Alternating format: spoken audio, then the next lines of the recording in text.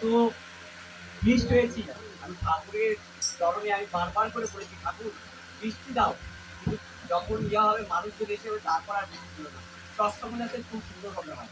যাই হোক, আমাদের পরম দয়াল ঠাকুর এবং আচার্যদেব বর্দা বর্মা সকলের রাত্রির চরণে আমার শতকোটি প্রণাম জানিয়ে আমি সামান্য কিছু বক্তব্য রাখছি। অ্যাকচুয়ালি আমরা সৎসঙ্গ করি কেন? আমরা সবাই ভাবি যে এক জায়গায় জড়ো হব এবং জড়ো হয়ে আমরা একটু গান বাজনা করবো।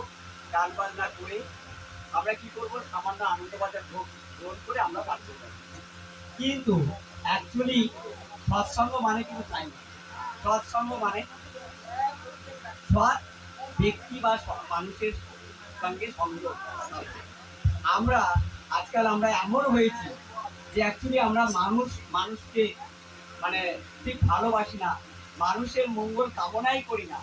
আমাদের মধ্যে আমি দেখেছি, আমি তো সৎসঙ্গে খুব কম যাই, আমি যেটুকু গেছি মানুষের মধ্যে দলাদলি ভেদাভেদ প্রচণ্ড আছে।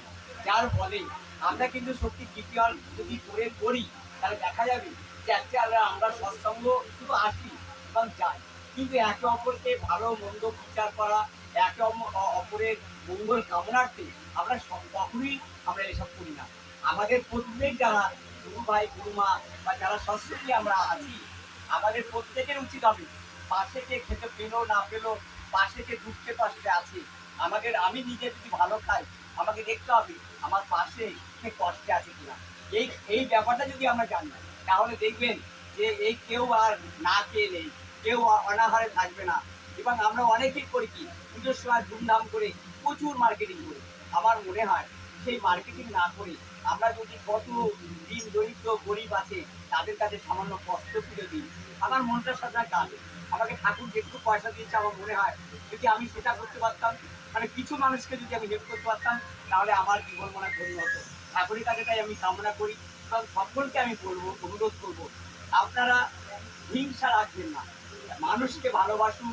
ঠাকুর বারবার করে বলেছে যে মানুষ আপন টাকা পাওয়ার, যত মানুষ মানুষ হয়। তাহলে আমাদেরকে মানুষ ধরতে হবে, মানুষকে না ধরে আমরা দেখি সৎসঙ্গে যাই, যে এ কমেন্টস করে ও কমেন্টস করে, একে অপরের সঙ্গে কি আর ঝগড়াঝাটি হয়।